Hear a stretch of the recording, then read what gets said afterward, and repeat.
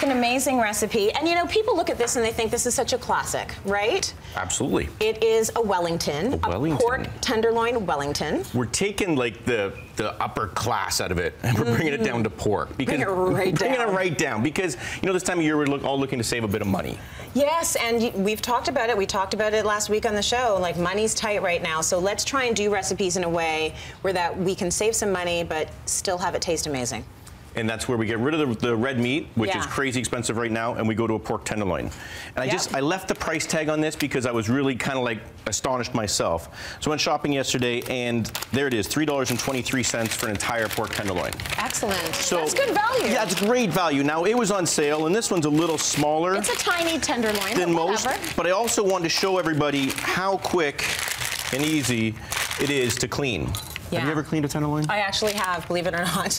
No, don't make me do it, chef. I'll take care of it for you. We'll bang this in there. Basically, all we want to do is take the silver skin out, and it's really only 3 passes with the knife. Okay. So the white skin that you see, that's good fat. We can leave that in there, especially on a pork tenderloin because it's full of fat. Yeah. But the silver is what we want to remove. Right. That's what we do. But a tenderloin is a pretty lean piece of meat, though, right? It is, and that's why with the Wellington, it kind of goes into play because we're going to put some puff around it. We're going to kind of protect it. Yes. Speaking of protecting, what we're going to do... Look at what you brought. This is a collard green. But like, it's a perfect leaf. Yeah, you know, it's kind of gorgeous. And the recipe calls for 2, but this one's so big we really only need 1. Okay. And what I love about it, it holds up. Like, you can do almost anything to a collard green. It's really, it's tough as a tiger. Yeah. Basically, I blanched it, I shocked it with a bit of ice, keeps it really shattering green, even though after the baking process, it'll still come out green. Okay. Just take out the stalk and, you know, you can nibble on that if you want. Does that not taste very good? It's probably so good for you, full of fiber. You know what? If you're trying to quit the ciggies, you just walk around with that in your mouth. There you go, right? I want it. So what we need now is we need to inject some flavor. Do you want to pass me over the Dijon mustard? You got it, chef. All right, so pork and mustard, I mean, that's a classic marriage, right? Yep. And basically all we're going to do is paint the green. Even that you do so elegantly. Oh, here's trying to, you know, that's my little coolie skills. What do you have over there? A little bit of mushroom duxelle. So basically, mushroom duxelle is kind of fancy for mushrooms, lots of butter, and garlic. Okay. Yeah, you know. That's a good combo. It kind of sounds delicious, though, doesn't it? Sounds amazing. Yeah, it does sound pretty good. What do you want next? Next, rosemary. Why don't you sprinkle the rosemary in there? So I got chopped fresh rosemary. That's right. Nice. Dump it all in there. Now, one last trick with the pork.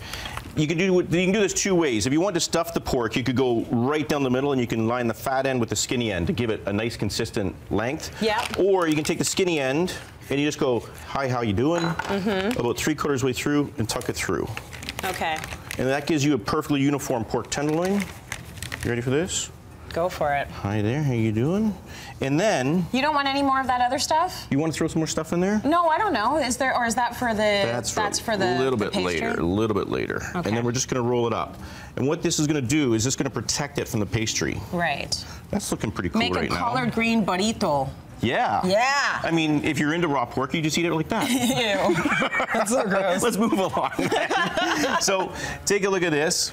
Puff pastry, ready to go. You can make your own, or you can be like myself and just buy it. Yeah, just do that. Just buy it. A little flour. I rolled it out already. I don't think it came back. I think we're okay. So here's what we're gonna do. We're gonna roll this baby up. You wanna give it a roll? Yeah. Okay, so do you want the ends to be tucked in? What we're gonna do You want me to tuck them? Yeah, not just yet. Roll it all the way over, and then once you get it kind of tucked, whoa, right there, back up a little bit.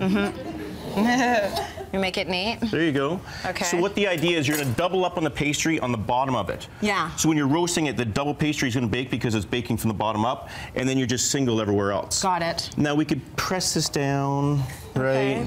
And we could trim it, or I kind of like to leave it on because I'm that sucker who's going to come out after baking and just eat the pastry. Yes, absolutely. There's nothing wrong with that. Who isn't that sucker, right? You into that? Yeah. Yeah, we get along just fine. You gotta try it. And then we transfer this baby over. Nice. Like this. Don't ruin my perfect nice and end, please. Okay, you're gonna get your hands dirty. Okay. You ready? What do you want? This is egg wash. Yeah? Just smother it around. Oh, you want me to like one with the massage it in? Yeah, massage it in. Get in there. Yeah, feels great. what that's gonna do, Tracy. Yeah.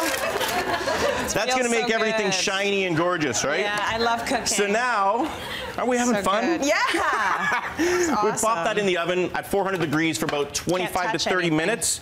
The magical thing about this dish, this comes out. That look Hi, good? how you doing? The magical thing about this dish is the pastry cooks on the outside. The duck cell and the collard greens kind of protects it. Oh my gosh. So when we carve into this sucker, Randy, how long did you say you put that in for? Do you remember? 400 degrees for 25 to 30 minutes. That's so good. Look at that. Dinner is served. Oh my stars, right? Beautiful, and for a $3 pork tenderloin. You know what? You get at least 4 portions out of this with veg. That is You're less really than $1 good. each.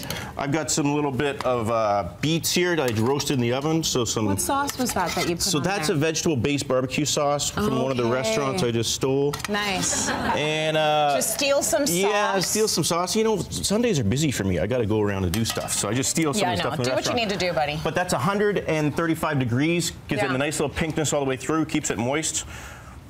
Take care, brush your hair. What do you think, guys? Take care, brush your hair.